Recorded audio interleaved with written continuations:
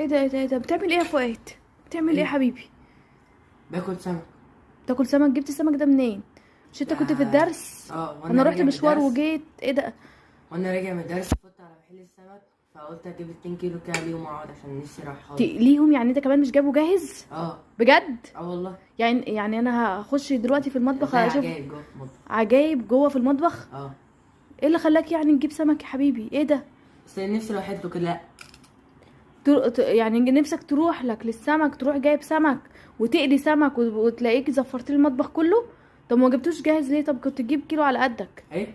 لا، ما قلت اعمله هنا احسن عشان بصراحه انا بحب القهوه بتاع البيت اكتر، لان بصي متبل ازاي، ويبقى متبل بقى وكده واحسن ماشي يا بابا، من. البيت احسن، بس انا اعمله لكن مش انت. ده انت تلاقيك عملت لي كارثه جوه. حرام عليك يا ابني. لا، ما تخافي، دي حاجات صغيره بس، شويه اطباق على رز على دق على